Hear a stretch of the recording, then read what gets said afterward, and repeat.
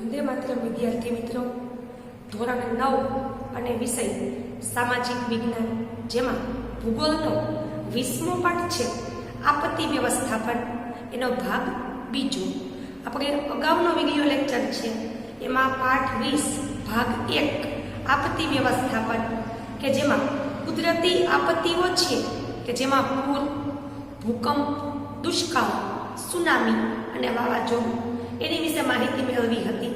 આજના દિવસે આપણે ભાગ 2 માં માનવ સર્જિત આપત્તિઓ, કે જેમાં ઔદ્યોગિક અકસ્માત એટલે કે ઉદ્યોગોની અંદર જે અકસ્માત થાય છે અને સાથે સાથે ફેક્ટરી કે કારખાનામાં જે ગેસ ગળતરની ઘટનાઓ બને છે, ત્યાર પછી વિષાણુજન્ય રોગ એટલે કે વાયરસને કારણે કે વિષાણુને કારણે જે રોગ ફેલાય છે તે, અને ત્યાર પછી આતંકવાદી હુમલો. તો આ 3 ટોપિકની માહિતી આપણે આજના દિવસે મેળવશું. તો માનવના પ્રત્યક્ષ કે પરોક્ષ જાણી જોઈને કે અજાણતા કરેલા કાર્ય અને બેદરકારીથી, અસાવધાનીથી કે અજ્ઞાનતાને કારણે માનવ નિર્મિત આપત્તિઓ ઊભી થાય છે. પ્રત્યક્ષ એટલે સીધી રીતે અને પરોક્ષ એટલે આડકતરી રીતે.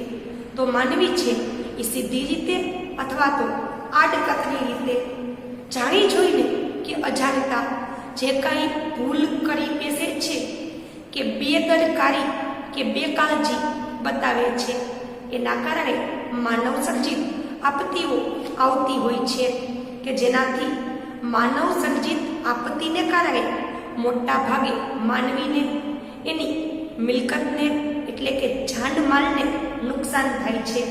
અને આવી બધી જ દુર્ઘટનાઓ માનવ સર્જિત આપત્તિઓ તરીકે ઓળખાય છે. તેમાં ઔદ્યોગિક અકસ્માત જોઈએ તો ઔદ્યોગિક વસાહતો, મિલ કે કારખાનામાં પૂરી સાવચેતી પછી પણ અકસ્માતનો ભય રહેલો છે. કે માનવી કામ કરતો હોય એવી જગ્યા છે કે કારખાનું છે અથવા તો મિલ છે કે ઔદ્યોગિક વસાહત એટલે કે એક સાથે મોટો બધો ઉદ્યોગોનો સમૂહ આવેલો હોય કે જે ઇન્ડસ્ટ્રીયલ એરિયા તરીકે પણ ઓળખાય છે. તો આવા વિસ્તારમાં અકસ્માત ન થાય એની પૂરેપૂરી કાળજી રાખવામાં આવે છે. છતાં પણ અકસ્માત થતા હોય છે, તો જેનાથી માનવી અને પશુ પક્ષી બંનેને નુકસાન થતું હોય છે. આ ઉપરાંત પર્યાવરણ ઉપર એમની માઠી અસર થાય છે. તો માનવી ખાસ કરીને ઉદ્યોગો કે કારખાનું છે એમાં બેદરકારી દર્શાવે છે, જેને કારણે ઔદ્યોગિક અકસ્માત થાય છે, જેમાં માનવીને, પશુ પક્ષીને અને સાથે સાથે પર્યાવરણને માઠી એટલે કે ખૂબ જ ખરાબ નકારાત્મક અસર પડે છે. તો ઔદ્યોગિક અકસ્માતના મૂળમાં માનવ ભૂલ જવાબદાર છે. કે ઉદ્યોગોમાં જે અકસ્માત થતા હોય કે કોઈ વ્યક્તિનો હાથ મશીનમાં આવી જાય, પગ મશીનમાં આવી જાય, ગળું મશીનમાં આવી જાય, તો આ બધી ઘટનાઓ માનવીએ કંઈ ભૂલ કરી હોય એનું પરિણામ છે. ઔદ્યોગિક પ્રક્રિયામાં વિવિધ યંત્રો છે કે જેની સાર સંભાળ કરવી, સામગ્રીની હેરફેર કરવી કે એનો સંગ્રહ અને વિતરણ માનવ દ્વારા કરવામાં આવે છે. તો ઉદ્યોગોની અંદર ખાસ કરીને વિવિધ પ્રકારના યંત્ર ચલાવવા, એમાં બનતી સામગ્રીની હેરફેર કરવી, સામાનનો સંગ્રહ કરવો, એમનું વિતરણ કરવું, આ બધી વસ્તુ માનવી દ્વારા થતી હોય છે. તો આ દરેક તબક્કે માનવ દ્વારા અકસ્માત થવાની સંભાવના વધી જાય છે. તો ઔદ્યોગિક અકસ્માતની વાત કરીએ તો ભોપાલ મધ્યપ્રદેશ છે, ભારતનું ગુજરાતનું પડોશી રાજ્ય. તો મધ્યપ્રદેશની રાજધાની ભોપાલ. તો ભોપાલની અંદર જે ગેસ ગળતરની ઘટના બની હતી એમાં હજારો લોકો અને પશુ પક્ષીના મૃત્યુ થયા હતા. મધ્યપ્રદેશ રાજ્યનું પાટનગર ભોપાલમાં યુનિયન કાર્બાઇડ નામનું જંતુનાશક દવાઓનું કારખાનું આવ્યું હતું. જંતુનાશક દવાઓ ખેતરની અંદર જે જંતુઓ થાય છે એને મારવા માટે રાસાયણિક પ્રક્રિયા કરી અને જંતુનાશક દવાઓ બનાવવામાં આવે છે. તો મધ્યપ્રદેશની રાજધાની ભોપાલ છે કે જ્યાં યુનિયન કાર્બાઇડ નામનું જંતુનાશક દવાઓ બનાવવાનું કારખાનું આવ્યું હતું. તો આ કારખાનું છે એમાં ખાસ કરી અને મીક નામનો એક ઝેરી વાયુ વપરાતો હતો કે જંતુનાશક દવા બનાવવા માટે મીક નામનો વાયુ છે તે વપરાતો હતો કે જે અત્યંત ઝેરી હતો. આ વાયુનો સંગ્રહ મોટી ટાંકીઓમાં કરવામાં આવતો હતો કે મીક નામનો વાયુ છે જે જંતુનાશક દવા બનાવવા માટે વપરાતો હતો. તો આ વાયુ અત્યંત ઝેરી હતો અને એને મોટી ટાંકીમાં ભેગો કરી અને રાખવામાં આવતો હતો. 3 ડિસેમ્બર 1984ની વહેલી સવારે કારખાનાની ટાંકીમાંથી ઝેરી મીક વાયુ એનું ગળતર થવા લાગ્યું. એટલે કે આ ઘટના હકીકત છે કે 3 ડિસેમ્બર 1984ની વહેલી પરોઢ. જો પરોઢ એટલે સવારનો 4 થી 5 વાગ્યાનો સમય, અત્યંત વહેલી સવાર. તો સવારના લગભગ 4 થી 5 વાગ્યાના સમયે કારખાનાની ટાંકી છે એમાંથી આ મીક વાયુનું ગળતર શરૂ થઈ ગયું. એટલે ધીમે ધીમે અમુક એનું ઢાંકણું ખુલ્લું રહી જવાને કારણે હવામાં તે ધીમે ધીમે ફેલાઈ ગયું અને વહેલી આ વાયુનું લગભગ 40 મિનિટ સુધી ગળતર થયું કે ટાંકીમાંથી 40 મિનિટ સુધી હવામાં વાયુ છે એનું ગળતર થયું.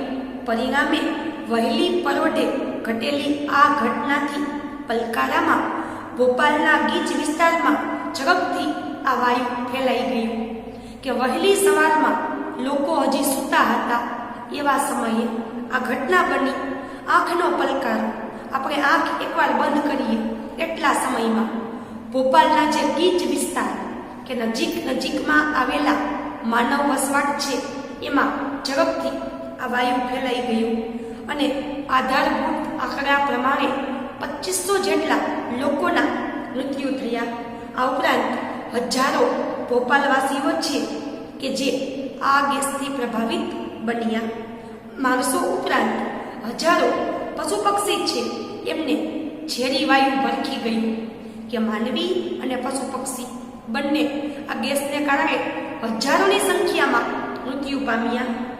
આ વાયુથી પીવાનું પાણી, જળાશય, જમીન, ગર્ભસ્થ શિશુ, નવજાત બાળક, સગર્ભા મહિલા અને આબાલવૃદ્ધ સૌને એમની માઠી અસરનો સામનો કરવો પડ્યો કે મીક વાયુ છે તેમણે પીવાનું પાણી છે એને ઝેરી બનાવી દીધું. જળાશય એટલે કે તળાવ, નદી, સરોવર, જમીન એમને ઝેરી બનાવી દીધા. ગર્ભસ્થ શિશુ, માતાના ગર્ભમાં જેનો જન્મ નથી થયો એવું શિશુ જે માતાના ગર્ભમાં છે એ મરી ગયા. નવજાત શિશુ જેનો હમણાં જ જન્મ થયો છે, થોડાક સમય પહેલા, 1-2 કલાક, 1-2 દિવસ પહેલા જન્મેલા બાળક એ મૃત્યુ પામ્યા.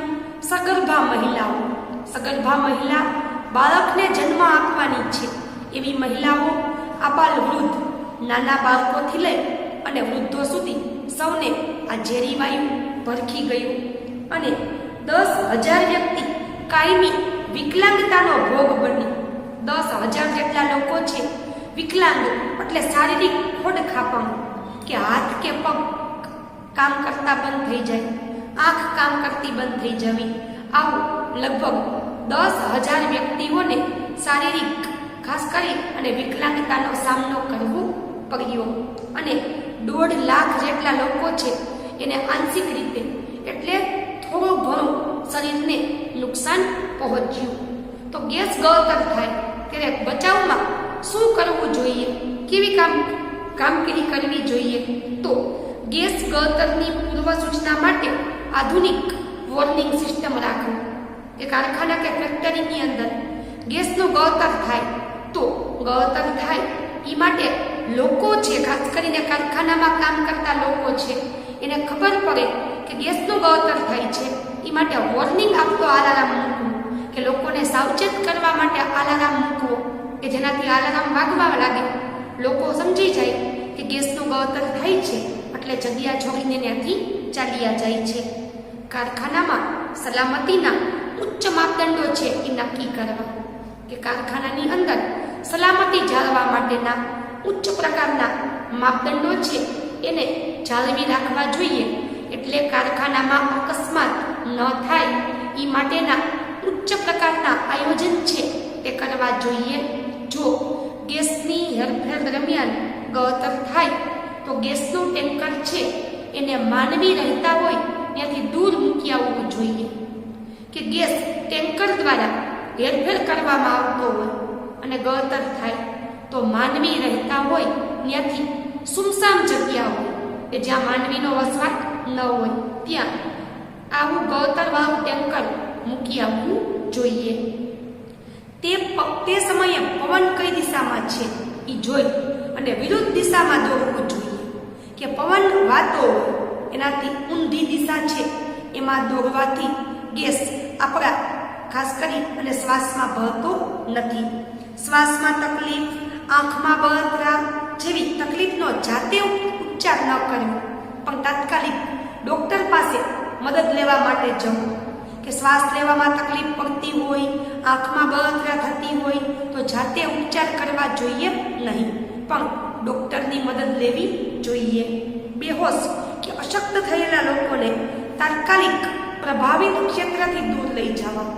કે જે જગ્યાએ ગેસ ગળતરની ઘટના બની છે ત્યાં જે લોકોને એની અસર થઈ છે તો આવા લોકોને આવી જગ્યાએથી દૂર લઈ જવા જોઈએ. ફાયર બ્રિગેડ અને પોલીસને જાણ કરવી. કે ફાયર બ્રિગેડની ટીમને અને પોલીસને જાણ કરવી. આપના વાહનના રસ્તાના બચાવની કામગીરીના વાહનને અવરોધે નહીં એમ મૂકવા. કે બચાવની કામગીરી ચાલતી હોય એમાં આપણું વાહન છે એ અવરોધ ઊભો ન કરે એવી રીતે સાઈડમાં મૂકવું જોઈએ. શું ન કરવું? તો બચાવ કામગીરીના સમયે ત્યાં ભેગા ન થવું. કે ગેસનું ગળતર થયું હોય, ઘણા બધા લોકોને તકલીફ થઈ હોય તો આવી જગ્યાએ ટોળા વળી અને ઊભા રહેવું જોઈએ નહીં. ગેસ ગળતરનું ક્ષેત્ર સત્તાવાર તરફથી સંપૂર્ણ સલામત જાહેર ન થાય ત્યાં સુધી તે ક્ષેત્રમાં પ્રવેશ કરવો જોઈએ નહીં. કે કારખાના કે ફેક્ટરીમાં ગેસ ગળતરની ઘટના બની છે અને જ્યાં સુધી ફેક્ટરીના કે કારખાનાના માલિક જાહેરાત ન કરે કે હવે સંપૂર્ણ સલામત છે ત્યાં સુધી તે સ્થળમાં જવું જોઈએ નહીં. બચાવ કામગીરીનું પ્રશિક્ષણ માટે જરૂરી સરંજામ વગર બચાવ કામગીરીમાં જવું જોઈએ નહીં. સરંજામ એટલે સાધન. તો બચાવવા માટેના જરૂરી સાધનો છે એ ન હોય તો બચાવની કામગીરીમાં જવું જોઈએ નહીં. ત્યાર પછી છે વિષાણુજન્ય રોગ. કે વિષાણુ કે જીવજંતુથી ફેલાતા રોગ છે તે જ્યારે સામાન્ય પરિસ્થિતિ કરતાં ઘણા મોટા વિસ્તારમાં મોટી સંખ્યામાં લોકો રોગનો ભોગ બને છે ત્યારે રોગચાળો ફાટી નીકળ્યો છે એમ કહેવાય. કે સામાન્ય રીતે રોગચાળા દરમિયાન એક સાથે અનેક લોકો રોગચાળાની ઝપેટમાં આવી જાય છે. પરિણામે ઘણા બધા હજારોની સંખ્યામાં લોકો રોગચાળાનો ભોગ બને છે ત્યારે રોગચાળો ફાટી નીકળ્યો છે એમ કહેવાય. તો હાલના સમયમાં જોઈએ તો કોરોનાની જે મહામારી છે કે કોરોનાનો જે રોગચાળો છે એ ઝડપથી ફેલાઈ ગયો છે અને ગુજરાતમાં જોઈએ તો ખાસ કરીને સુરત અને રાજકોટ આ બંને શહેર છે ત્યાં અત્યંત ગંભીર પરિસ્થિતિ છે. કે રોજના 1000થી 1500 પોઝિટિવ કેસ છે એ દવાખાનામાં દાખલ થાય છે કે જેમાંથી 50થી 100 જેટલા લોકો 1-2 દિવસના અંતરે મૃત્યુ પામે છે. તો વર્તમાન સમયમાં ભારતમાં અત્યંત ઝડપથી કોરોનાનો રોગચાળો ફેલાઈ ગયો છે. તો આ ઘટના છે એમાં હજારો લોકો રોગનો ભોગ બને છે જ્યારે રોગચાળો ફેલાય છે ત્યારે. અને વિષાણુજન્ય રોગ છે એમાં દર્દીઓની સંખ્યા વધી જાય છે કેમ કે તે ચેપી રોગ છે, એકબીજાને અડવાથી ઝડપથી ફેલાય છે.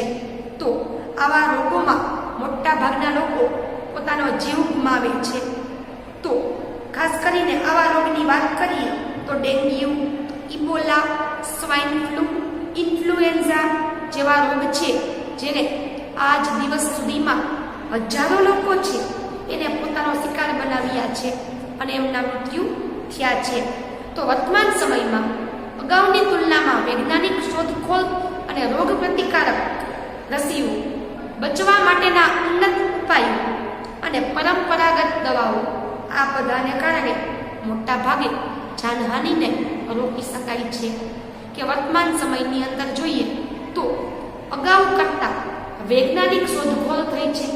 આ ઉપરાંત રોગ પ્રતિકારક રસીઓ અપાઈ છે અને સાથે સાથે બચવાના સારામાં સારા ઉપાય જેમને કારણે રોગચાળાને કાબૂમાં રાખી શકાય છે.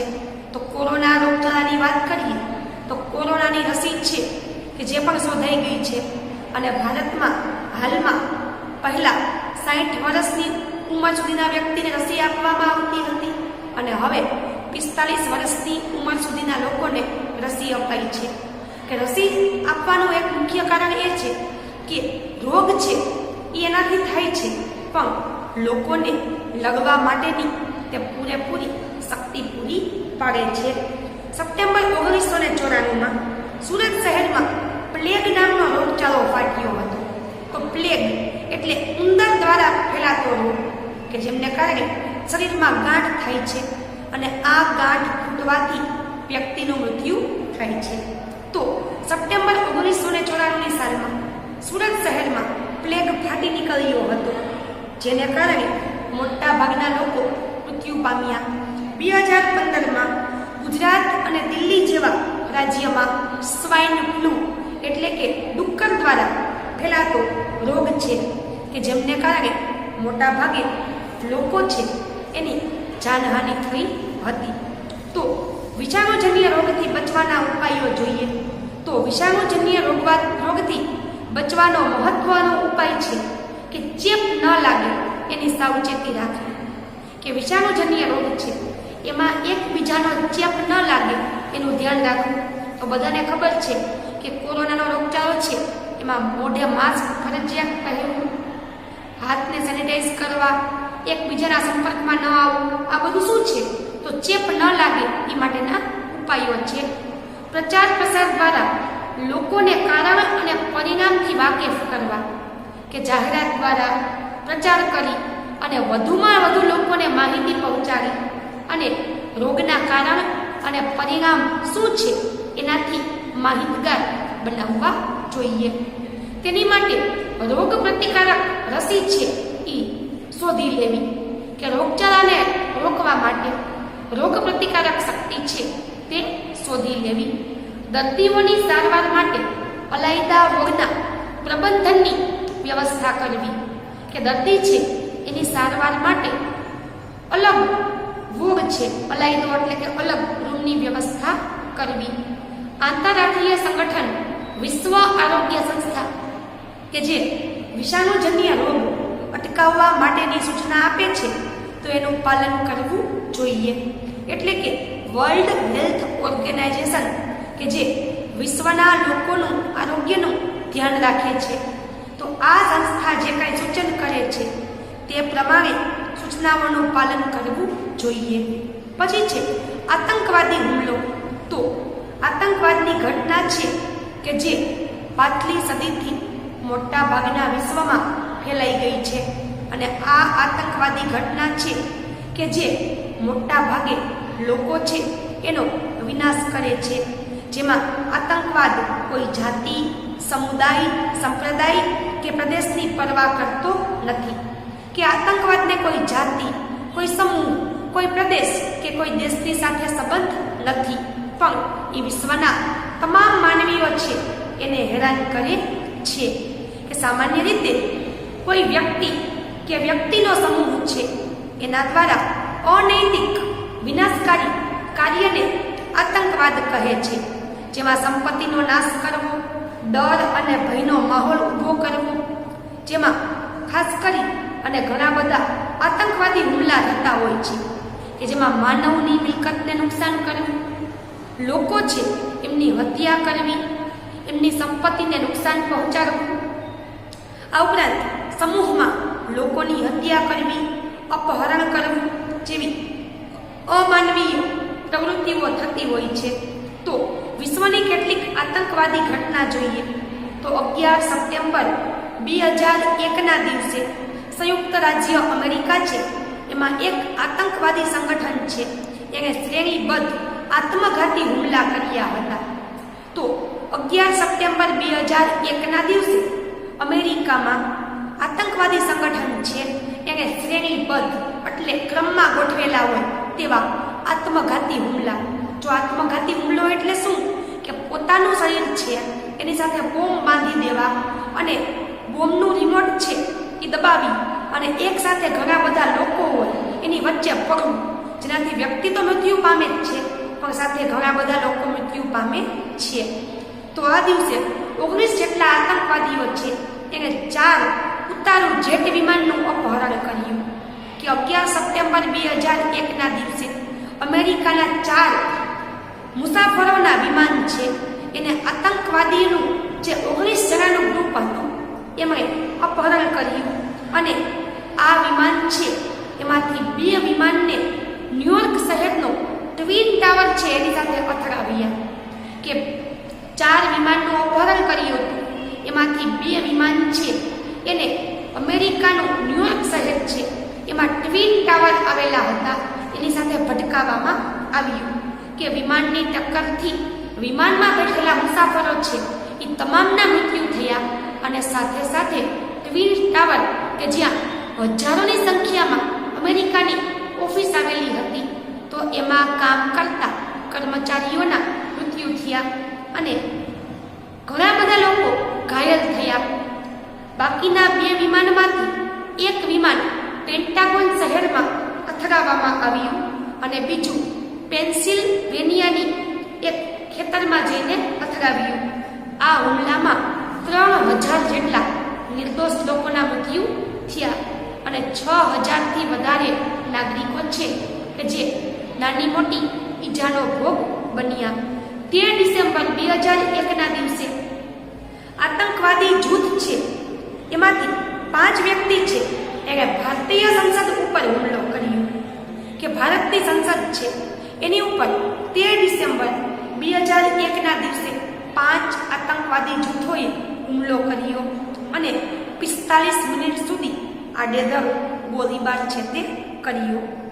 લોકશાહીનું પવિત્ર એવું મંદિર છે કે જેની સંસદ છે એને ખાસ કરી અને આ લોકોએ બાનમાં લીધું, પણ ભારતના સુરક્ષા દળના જવાનો છે એને આ આત્મઘાતી હુમલા છે, આતંકવાદી હુમલા એને નિષ્ફળ બનાવ્યા અને જેમાં 8 જેટલા સુરક્ષાકર્મી અને 16 ભારતીય સૈનિકો છે એના મૃત્યુ થયા. 26 નવેમ્બર 2008ના દિવસે મુંબઈની જાણીતી તાજ હોટલ છે એમાં થોડા સમયને અંતરે બોમ્બ વિસ્ફોટ કરવામાં આવ્યા, જેમાં 137 જેટલા લોકોના મૃત્યુ થયા. આ ઉપરાંત ઘણી બધી હોટલ કે છે આતંકવાદી લોકોએ બાનમાં લીધી અને એમાં પણ ઘણા બધા લોકોના મૃત્યુ થયા. કે જેમાં લશ્કરના 50 કમાન્ડો અને લશ્કરની 5 ટુકડી મોકલવામાં આવી. કે ખાસ કરીને જે તાજ હોટલ મુંબઈ એમાં આતંકવાદી હુમલો થયો એને નિષ્ફળ બનાવવા માટે લશ્કરની 50 કમાન્ડોની ટીમ અને 5 ટુકડી મોકલવામાં આવી. આધુનિક હથિયારો સાથે આતંકવાદીઓ આવ્યા હતા. એની સાથે 2 દિવસ સંઘર્ષ કરી અને પછી એમને મારી નાખવામાં આવ્યા. ડિસેમ્બર 2014માં પાકિસ્તાનનું પેશાવર શહેર છે કે જ્યાં લશ્કરી છાવણીનો વિસ્તાર છે, એટલે કે સૈનિકોને રહેવા માટેની જગ્યા છે, ત્યાં આર્મીની સ્કૂલ આવેલી છે, ત્યાં પણ આતંકવાદીએ હુમલો કર્યો, જેમાં 132 જેટલા નિર્દોષ બાળકો અને સાથે બીજા શિક્ષકો એમ 141 લોકોના મૃત્યુ થયા. તો આતંકવાદ ફેલાય કે શું કરવું? તો કોઈ પણ વ્યક્તિની શંકાસ્પદ હિલચાલની પોલીસને જાણ કરવી. કે અજાણી વ્યક્તિ કોઈ શંકાસ્પદ કામ કરતી હોય તો પોલીસને જાણ કરવી. જાહેર સ્થાન, શોપિંગ મોલ, છબીઘર, બગીચા, ધાર્મિક સ્થાન એમાં બિનવારસી વસ્તુ પડી હોય તો એને અડવી નહીં, પણ પોલીસને જાણ કરવી. કે જાહેર જગ્યા હોય, મંદિર હોય, શોપિંગ મોલ હોય, ફિલ્મનું થિયેટર હોય, તો આ કોઈ પણ જગ્યાએ કોઈ વસ્તુ પડી હોય બિનવારસી, તો આવી વસ્તુને અડવી જોઈએ નહીં. સુરક્ષા હેતુથી કરાતી તપાસ કે અંગ ઝડતીની પ્રક્રિયામાં સહયોગ આપવો.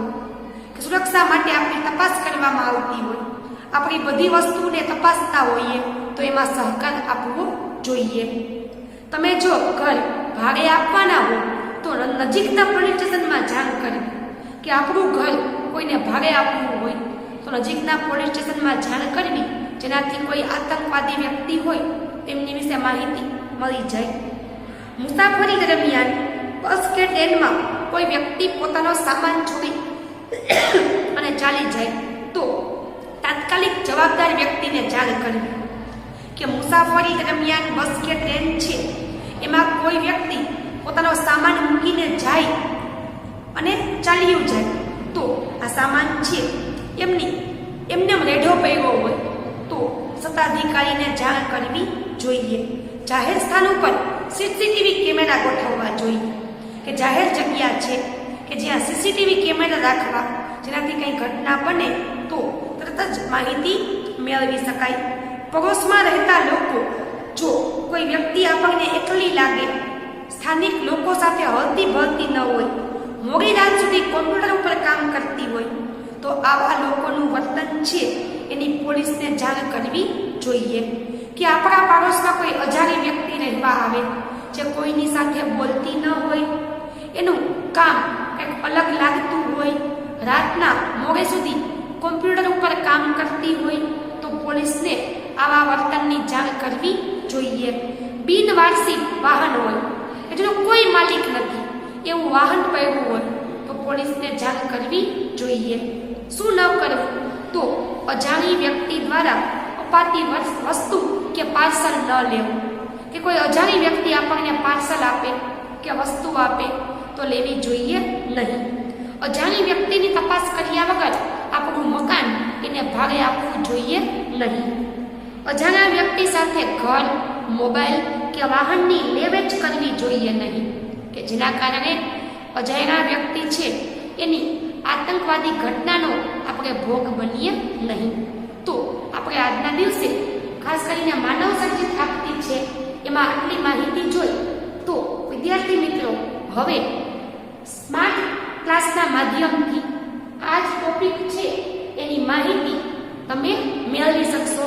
એટલા માટે થઈ અને હવેનો વિડીયો છે કે જે આની સાથે જોડાયેલો છે, કે જે સ્માર્ટ ક્લાસના માધ્યમથી આપત્તિ વ્યવસ્થાપનનો જે ટોપિક છે માનવ સર્જિત આપત્તિ, એમની વિશે તમને વિશેષ પ્રકારની માહિતી છે તે આપશે.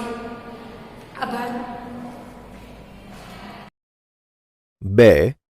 માનવ સર્જિત આપત્તિઓ. વિદ્યાર્થી મિત્રો, માનવના પ્રત્યક્ષ કે પરોક્ષ, જાણી જોઈને કે અજાણતા કરેલ કાર્યોથી એની બેદરકારી, અસાવધાની કે અજ્ઞાનતા, માનવ નિર્મિત તંત્રની નિષ્ફળતાના પરિણામે ઘટતી ઘટનાઓ, જેનાથી જાનમાલનું નુકસાન થાય છે, આવી દુર્ઘટનાઓને માનવ સર્જિત આપત્તિઓ કહે છે. ઔદ્યોગિક અકસ્માત. ઔદ્યોગિક વસાહતો, મિલો, કારખાનામાં પૂરી સાવચેતી પછી પણ અકસ્માતનો ભય રહેલો હોય છે. એ અકસ્માતોથી માનવી અને પશુઓની જાનહાનિ થાય છે. ઉપરાંત પર્યાવરણ પર પણ ભારે માઠી અસરો થાય છે. ઔદ્યોગિક અકસ્માતોના મૂળમાં માનવીય ભૂલો જવાબદાર હોય છે. ઔદ્યોગિક પ્રક્રિયાના વિવિધ યંત્રનું સંચાલન અને સારસંભાળ અને ઉત્પાદિત સામગ્રીની હેરફેર, સંગ્રહ અને વિતરણ પણ માણસો દ્વારા થાય છે. આ દરેક તબક્કે અકસ્માત થવાની સંભાવના નકારી શકાતી નથી. ભોપાલ ગેસકાંડ. મધ્યપ્રદેશ રાજ્યના પાટનગર ભોપાલ ખાતે આવેલ યુનિયન કાર્બાઇડ કારખાનું જંતુનાશક દવાઓનું ઉત્પાદન કરતું હતું. ત્યાં ઉત્પાદન પ્રક્રિયામાં મીક નામનો એક ખૂબ જ ઝેરી વાયુ વપરાતો હતો. આ વાયુનો સંગ્રહ મોટી ટાંકીઓમાં કરાતો. 3 ડિસેમ્બર 1984ની વહેલી સવારે એ કારખાનાની ટાંકીઓમાંથી ઝેરી મીક વાયુનું ગળતર શરૂ થયું, જે લગભગ 40 મિનિટ સુધી ચાલુ રહ્યું. વહેલી પરોઢે ઘટેલી આ ઘટનાથી પલકારામાં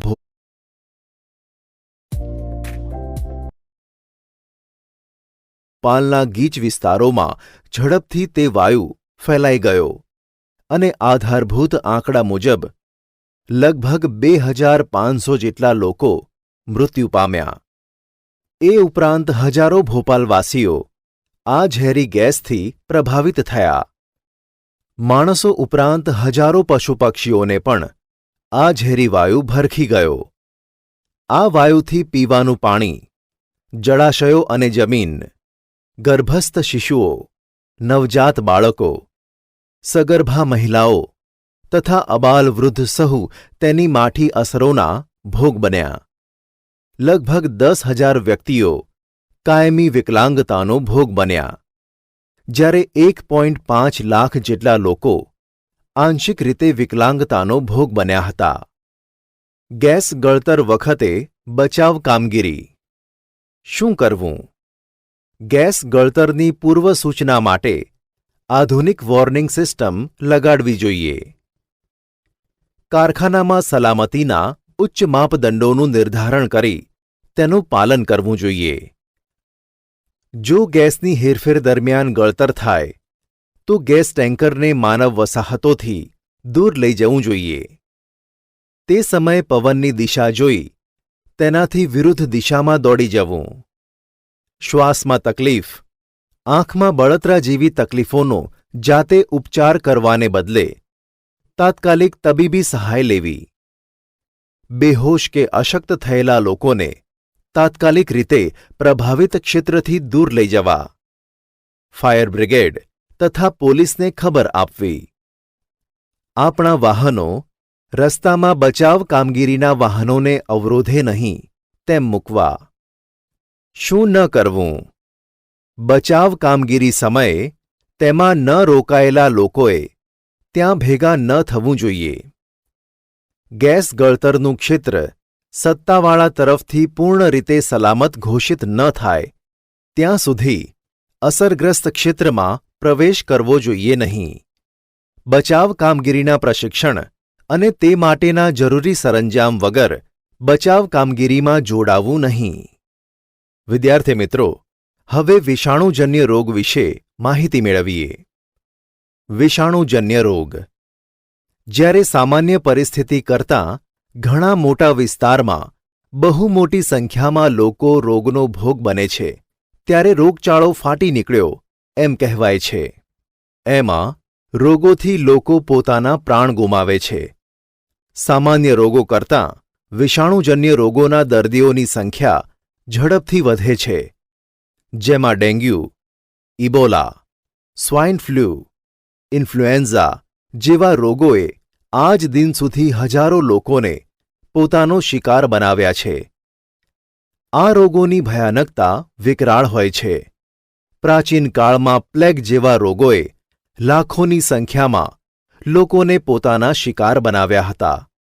જો કે વર્તમાન સમયમાં અગાઉની તુલનામાં વૈજ્ઞાનિક શોધખોળો અને રોગપ્રતિકારક રસીઓ, બચાવના ઉન્નત ઉપાયો સાધનોથી રોગચાળાના પ્રકોપનો પ્રતિકાર સરળતાથી થઈ શકે છે. પણ સાથે સાથે નવા વિષાણુજન્ય રોગો અને પરંપરાગત દવાઓ અસરકારક ના નીવડે એવા રોગોના પ્રકોપ સમયે મોટી જાનહાનિનો ખતરો હંમેશા માનવજાત પર તોળાતો રહે છે. એ વરવી વાસ્તવિકતા છે. સપ્ટેમ્બર 1994માં સુરત શહેરમાં પ્લેગના રોગચાળાને અને તાજેતરમાં 2015માં ગુજરાત અને દિલ્હી સહિત દેશના અન્ય ભાગોમાં સ્વાઇન ફ્લૂના અને ડેન્ગ્યુ રોગચાળાને તંત્ર દ્વારા યોગ્ય પગલાં ભરી મોટી જાનહાનિ રોકવાના પગલાં લેવામાં આવે છે. વિષાણુજન્ય રોગોથી બચવાના ઉપાય. વિદ્યાર્થી મિત્રો, વિષાણુજન્ય રોગોથી બચવાનો મહત્વનો ઉપાય ચેપ ન લાગે તે અંગેની સાવચેતી રાખવાનો છે. પ્રચાર પ્રસાર દ્વારા લોકોને રોગ થવાના કારણો પરિણામો તથા બચાવથી વાકેફ કરવા જોઈએ. તેના માટેની રોગપ્રતિકારક રસી લેવી, દર્દીઓની સારવાર માટે અલાયદા વોર્ડના પ્રબંધનની વ્યવસ્થા કરવી જોઈએ. આંતરરાષ્ટ્રીય સંગઠન વિશ્વ આરોગ્ય સંસ્થા દ્વારા અપાતી વિષાણુજન્ય રોગો અટકાવવા માટેની સૂચનાઓ અને માર્ગદર્શિકા મુજબ પગલાં લેવા જોઈએ. આતંકવાદી હુમલાઓ. વિદ્યાર્થી મિત્રો, ગઈ સદીના છેલ્લા દાયકાથી સમગ્ર વિશ્વમાં ત્રાસવાદની ઘટનાઓએ ખૂબ જ ભયાનક વરવું સ્વરૂપ ધારણ કર્યું છે. તે આપણે સહુ જાણીએ છીએ. વાસ્તવિક રીતે જોઈએ તો આતંકવાદ કોઈ જાતિ, સમુદાય, સંપ્રદાય કે પ્રદેશની પરવા કરતો નથી. તે માનવતાનો દુશ્મન છે. સામાન્ય રીતે વ્યક્તિ કે વ્યક્તિઓના સમૂહ દ્વારા કરાતા અનૈતિક વિનાશકારી કાર્યોને આતંકવાદ કહે છે. જેમાં સંપત્તિનો નાશ કરવો, ડર અને ભયનો માહોલ ઊભો કરી પોતાની માંગણીઓ પ્રત્યે ધ્યાન આકર્ષવું, સામૂહિક નરસંહાર, અપહરણ જેવા અમાનવીય કૃત્યો આતંકવાદીઓના હથિયાર છે. હાલમાં આતંકવાદનો વ્યાપ એટલો વધી ગયો છે કે તે વિશ્વના ઘણા દેશોમાં ફેલાઈ ગયો છે. વર્તમાન સમયમાં લગભગ કોઈ પણ દેશ આતંકવાદથી સુરક્ષિત નથી. વિશ્વની કેટલીક આતંકવાદી ઘટનાઓ. 9મી સપ્ટેમ્બર 2001ના રોજ સંયુક્ત રાજ્ય અમેરિકામાં એક આતંકવાદી સંગઠન દ્વારા શ્રેણીબદ્ધ રીતે આત્મઘાતી હુમલાઓ કરાયા. આ દિવસે સવારે 19 જેટલા આતંકવાદીઓએ 4 ઉતારૂ જેટ વિમાનોનું અપહરણ કર્યું, જેમાંના 2 વિમાનોને ન્યૂયોર્ક શહેરના ટ્વિન ટાવર સાથે અથડાવ્યા હતા. આ 2 વિમાનોની ટક્કરથી તેમાં સવાર તમામ ઉતારુઓ તથા તે ટાવરમાં કામ કરનાર સેંકડો લોકો ગણતરીની મિનિટોમાં માર્યા ગયા તથા ઘણી મોટી સંખ્યામાં લોકો મકાનોના ધરાશયી થવાથી ઘાયલ થયા. બાકીના 2 વિમાનો પૈકી એક વિમાન પેન્ટાગોનમાં અથડાવ્યું અને બીજું પેન્સિલ્વેનિયામાં એક ખેતરમાં જઈ અથડાવ્યું. આ હુમલામાં લગભગ 3000 જેટલા નિર્દોષ નાગરિકોનો ભોગ લેવાયો અને 6000થી વધુ નાગરિકો ઘાયલ થયાનો અંદાજ છે. 13 ડિસેમ્બર 2001ના રોજ એક આતંકવાદી જૂથના 5 આતંકવાદીઓએ ભારતીય સંસદ પર હુમલો કર્યો અને લગભગ 45 મિનિટ સુધી આડેધડ ગોળીબાર કરી તે પરિસરને બાનમાં લીધું. લોકશાહીના પવિત્ર મંદિર એવી સંસદને ભ્રષ્ટ કરવાના પ્રયત્નોને ભારતીય સુરક્ષા દળના જવાનોએ જાનની બાજી લગાવી તેને નિષ્ફળ બનાવ્યો. આ ઘટનામાં આતંકવાદીઓનો સામનો કરતા 8 જેટલા સુરક્ષાકર્મી શહીદ થયા અને 16 જવાનો ઘાયલ થયા. 26 નવેમ્બર 2008ના રોજ મોડી રાત્રે મુંબઈની જાણીતી હોટલો પાસે તથા અન્ય મહત્વની જગ્યાઓએ થોડા સમયના અંતરે શ્રેણીબદ્ધ વિસ્ફોટો અને ગોળીબારની ઘટનાઓ થઈ, જેના કારણે 137 જેટલા લોકો ઘાયલ થયા. આ ઉપરાંત જાણીતી હોટલોમાં પણ આતંકવાદીઓએ અનેક લોકોને બાનમાં લીધા. આ ઘટના પર નિયંત્રણ મેળવવા કેન્દ્ર સરકારના 200 NSG એટલે કે નેશનલ સિક્યુરિટી ગાર્ડ કમાન્ડો, લશ્કરના 50 કમાન્ડો તથા લશ્કરની 5 ટુકડીઓ મોકલવામાં આવી. આધુનિક હથિયારોથી સજ્જ આતંકવાદીઓને લગભગ 2 દિવસ સુધી સંઘર્ષ કરીને મહાત કરાયા હતા. ડિસેમ્બર 2014માં પાકિસ્તાનના પેશાવર શહેરમાં લશ્કરી છાવણી વિસ્તારમાં આવેલ આર્મી સ્કૂલમાં આતંકવાદીઓએ કરેલ હુમલામાં 132 નિર્દોષ બાળકો સહિત કુલ 141 લોકોના મોત થયા હતા. શું કરવું? કોઈપણ વ્યક્તિની શંકાસ્પદ હિલચાલની પોલીસને જાણ કરો. જાહેર સ્થાનો જેવા કે શોપિંગ મોલ, છબીઘરો, બગીચા, ધાર્મિક સ્થાનોમાં બિનવારસી વસ્તુઓને અડશો નહીં. તેની જાણ ફરજ પરના સુરક્ષાકર્મીને કરો.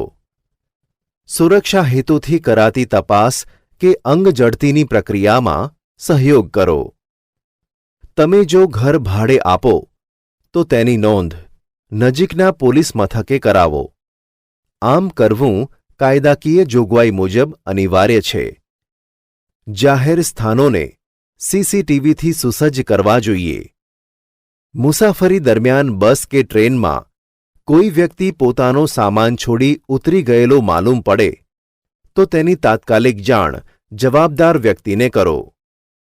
પાડોશમાં રહેતા લોકોમાંથી જો કોઈ વ્યક્તિ એકલો હોય, સ્થાનિક લોકો સાથે હળતો મળતો ના હોય, મોડી રાત સુધી કમ્પ્યુટર કામ કરતો હોય તેવા લોકોની વર્તણૂકની પોલીસને જાણ કરો. બિનવારસી વાહનોની જાણ પોલીસને કરો. શું ન કરવું? અજાણ્યા વ્યક્તિ દ્વારા અપાતી વસ્તુ કે પાર્સલ લેશો નહીં. અજાણ્યા વ્યક્તિને પૂરતી તપાસ સિવાય ઘર ભાડે આપશો નહીં. અજાણ્યા વ્યક્તિ સાથે ઘર, મોબાઈલ કે વાહનની લે વેચ કરશો નહીં.